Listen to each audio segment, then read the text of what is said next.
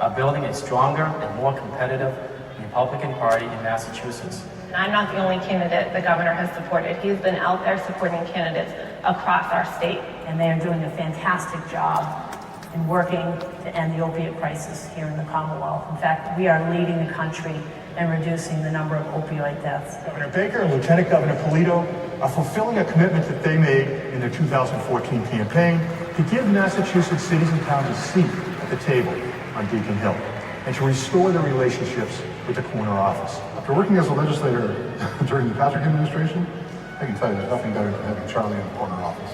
Also during the campaign, they made a promise to release the $100 million in Chapter 90 funds that had been approved but never released. Before even taking their jackets off, Charlie and Karen sat down and released that $100 million so that we can get the Commonwealth roads repaved. Winter of 2015 highlighted for all of us the fact that the prior administrations had not had their eye on the ball in terms of our transportation network in Massachusetts. He has participated in several of our events that are important to our communities, be it the Caribbean community, the Latin American community, the Puerto Rican community, and that has brought strong ties to our community as a Republican that has never been done before. And the governor is the most popular governor in the entire nation. You just think about that. This is the bluest of blue states. I think that speaks clearly about the fact that he's empowering everybody. He's empowering all our communities. And I'm so proud and honored to support the Baker-Polito team for 4 more years of this type of leadership. Where we have the kinds of laws we need to arrest, prosecute, and convict traffickers here in Massachusetts. And we have been busting tail to put those laws in place. And we've also been busting to put in place the kind of laws we need to protect our society and our state generally. And one of the big things, you want to talk about a big issue that's a difference between the parties? Let's talk about sanctuary state for Massachusetts. We believe Massachusetts should not be a sanctuary state. A lot of people on the other side.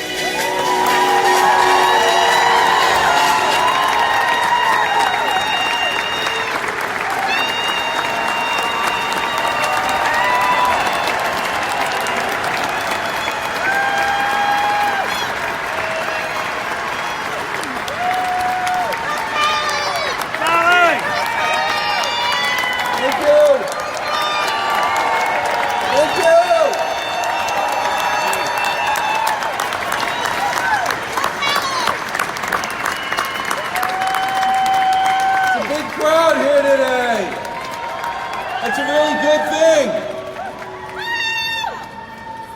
So let me start, first of all, by thanking Worcester's own Representative Hannah Kane for coming out and endorsing our campaign. And I want to thank Vinnie DiMacedo from the Cape.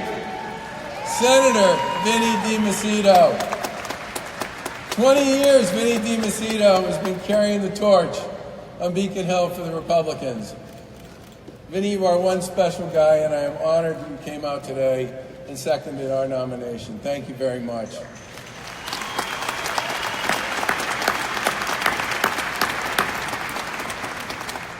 Now, I want to start today by thanking my wife, Lauren, the love of my life for the past 30 years, for putting up with me, and for all she does as First Lady. Everyone says I married up, and they're right. Where are you? There she is. Thank you, honey.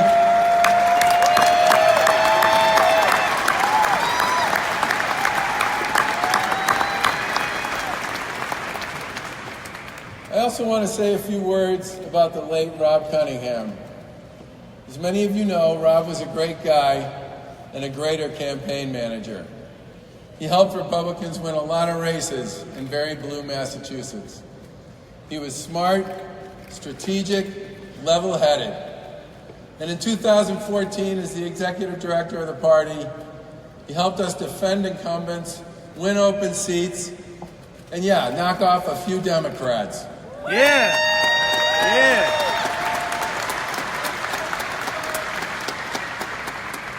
He passed away last year at the age of 44, and we, his friends, miss him very much.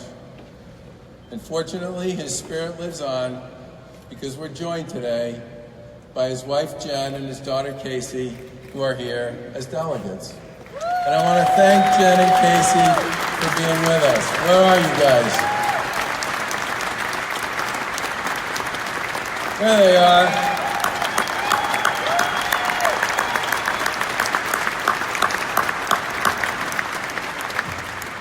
And I also want to thank you all for nominating Karen Polito and me in 2014. I want to thank you for working hard for us throughout that campaign. And I want to thank you for standing with us on an election night that stretched into the early hours of the next day. And because of all that, I want to start by asking you to give yourselves a big round of applause. Thank you.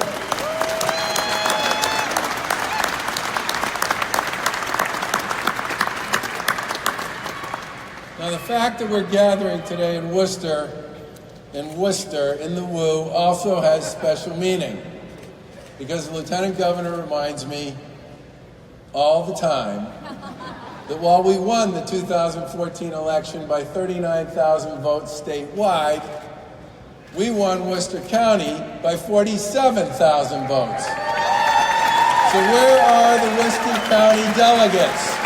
You guys put us over the top? I want you to take a bow.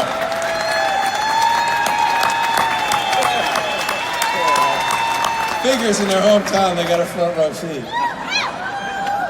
And for the past 3 years, almost 4, the Lieutenant Governor and I have worked hard to live up to our commitments, and we have. Great communities, great schools, a strong economy, and a thrifty, creative state government that puts taxpayers first. Now, we inherited $1 billion deficit, and we fixed it without raising taxes. We cut taxes for working families.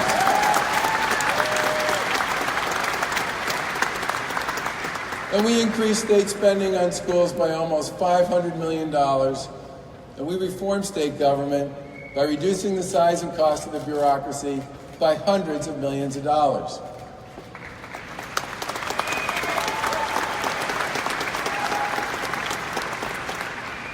And we didn't think it was time to give elected officials a pay raise, so when the legislature passed it, we vetoed it.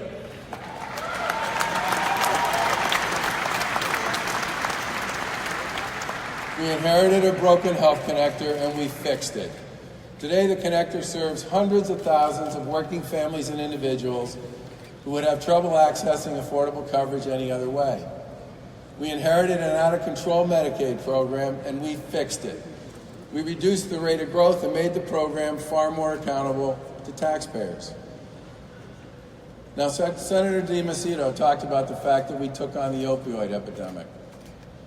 I didn't run for governor to work on that issue, but it found me. Everywhere I went, from one end of the Commonwealth to the other, big crowds and small, cities and suburbs and rural areas, somebody was talking about it. And we went to work on that one as soon as we took office, worked with the colleagues in the legislature to pass bipartisan legislation in prevention, education, treatment, and recovery. And for the first time in a decade, deaths and prescriptions are down, our legislation has become a national model, and people believe there is hope where before there was none.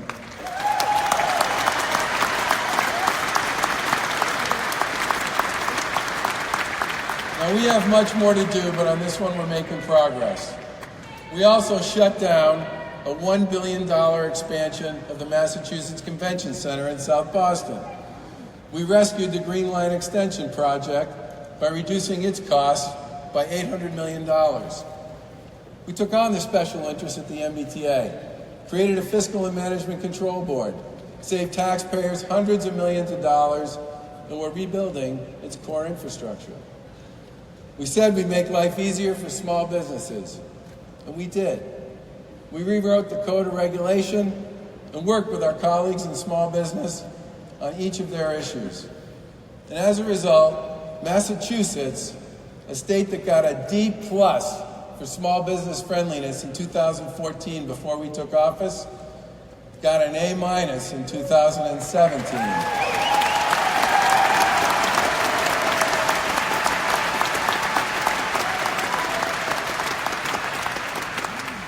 And we invested in our vocational and technical schools. $50 million in new funding to modernize programs that give high school students and young adults the skills they need to be successful in today's economy without incurring a mountain of debt. We've also made it possible for graduates of those schools to get associate degrees at many of those schools after they graduate. We offered early college programs, our Commonwealth Commitment Program, which dramatically reduces the cost of a college education, and increases in state scholarships to make the price of college more affordable for moderate and middle-income families. Another issue we hear about a lot when we're traveling the Commonwealth. Now, we also said we'd create jobs, and we did. There were more people working in Massachusetts in 2017 than at any time in state history.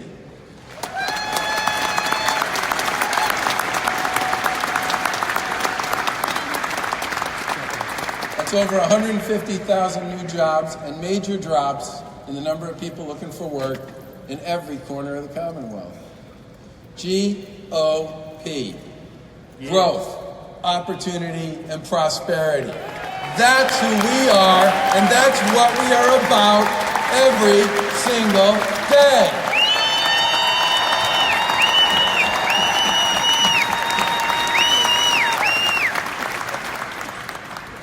Now, Karen and I also worked hard to strengthen our party. Between the two of us, we attended over 100 events for candidates during the 2016 election cycle. We raised money for them, knocked on doors, made phone calls, did standouts, and spoke on their behalf whenever we had a chance. And as a result, we accomplished something together during a presidential election year that had not been done in Massachusetts for over 30 years. We held on to every legislative seat we had, and we added a new one, Will Crocker, down on the Cape.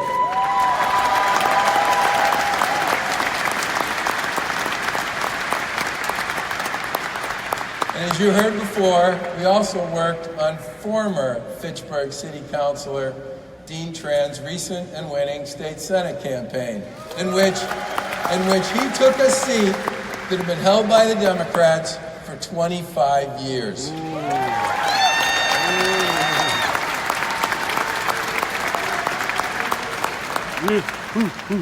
Simply put, a fiscally disciplined, performance-oriented Republican Party that can go toe-to-toe with the Democrats makes this state better and stronger because competition creates accountability and constructive friction works. The choices we put before the voters in the fall will matter, and there is a difference between us and them. Now, our opponents want to make Massachusetts a sanctuary state.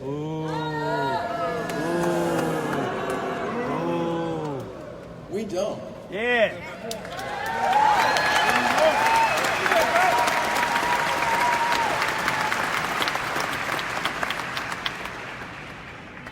We support the death penalty for cop killers.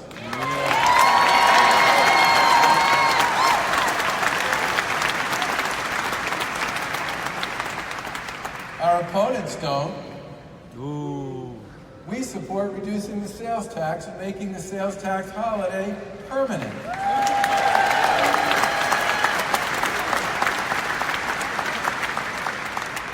You know where I'm going with this. Our opponents don't.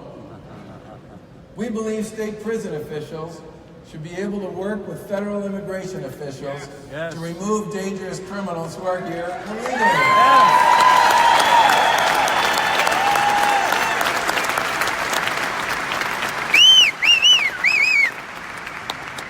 Our opponents don't. We believe the drug traffickers who kill our kids deserve to be tried for manslaughter. Oh, yeah.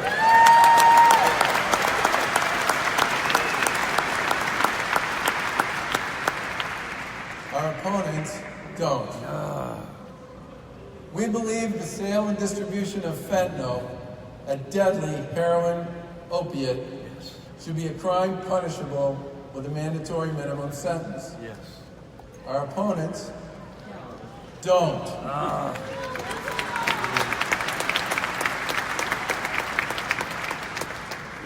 We believe you should be a legal resident of the Commonwealth to be eligible to get a driver's license.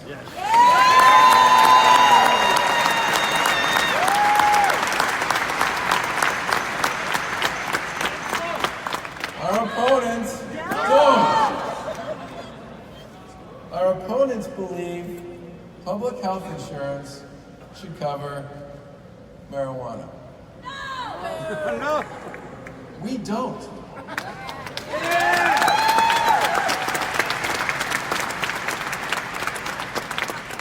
You know what? I could go on and on. The short story on this one is they believe in a bigger, more intrusive, less accountable state government. We don't.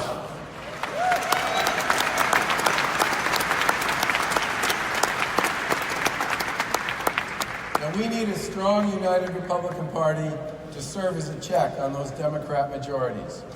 We need to put the best team on the field, and we need to win in the fall. Yeah.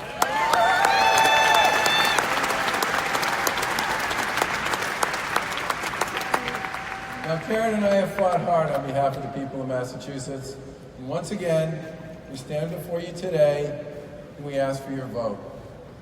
And we look forward to working with you to ensure that we continue to give the people of this great Commonwealth the state government that they and you deserve. Thank you.